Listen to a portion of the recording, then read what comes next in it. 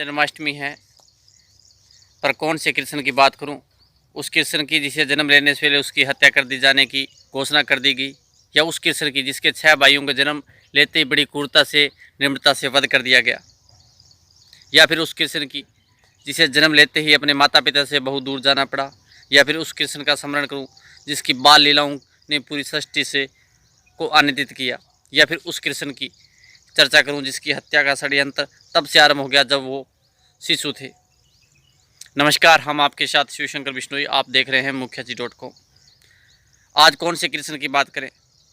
उस कृष्ण की बात कर लेते हैं जिन्होंने हर क्षण ये संकेत कर दिया कि वे ईश्वर हैं।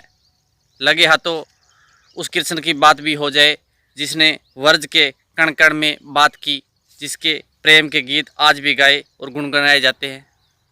शायद आज भी कहीं किसी गोपी के मन में मुरली मनोहर की मुरली की धुन बसी होगी। जब कृष्ण की चर्चाएं हो रही है तो फिर उस कृष्ण की भी बात कर लेते हैं जो राधा का प्रेमी था।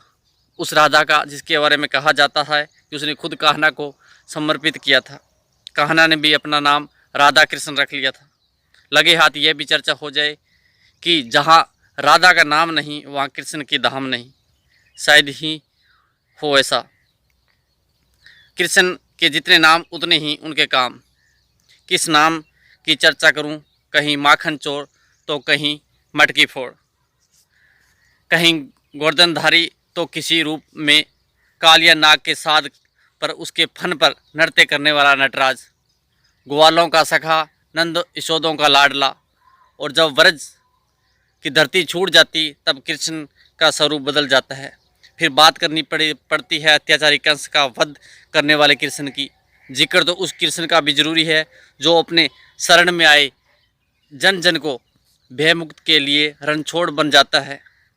और जब धर्म की स्थापना का संकल्प सामने आता है तो वह कृष्ण वो रूप सामने आता है जो उन्होंने माखन चोर मटकी फोड़ से बहुत बड़ा दार्शनिक, कूटनीति योद्धा, शांति दूत के साथ साथ धर्म का ध्वजावाहक बनकर सृष्टि को खड़ा कर देता है।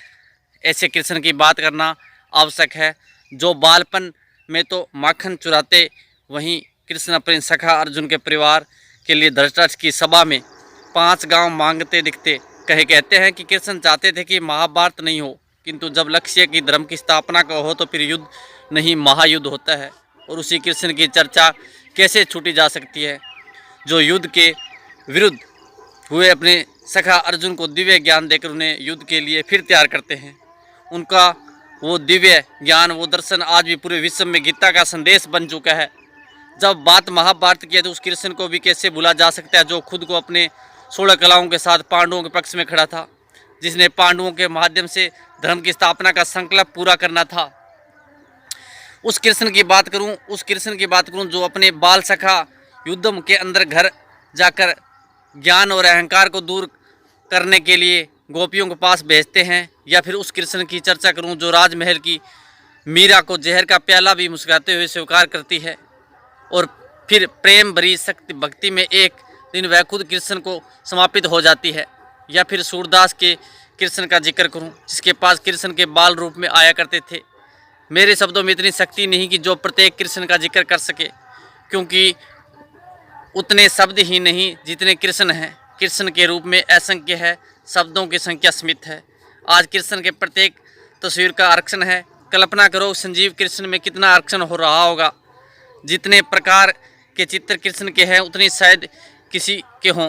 कृष्ण के नाम में रस है, उनकी लीलाओं में आनंद है, उनके भजनों में भाव है, उनके प्रेम में निर्मला अपनापन है, समर्पण है, अपनापन है। उनकी वाणी में अद्भुत दर्शन है, वो संपूर्ण रूप से दिव्य है, अलौकिक है। कृष्ण का वर्णन रोमांचकारी है, कृष्ण का जिक्र भी भावपूर्ण है। कृष्ण के जिक्र से जी नहीं भरता। इसी जय श्री कृष्णा, शब्द श्री गोविंद गोयल, जय श्री श्याम, जय हिंद, वंदे मातरम, जय श्री कृष्णा।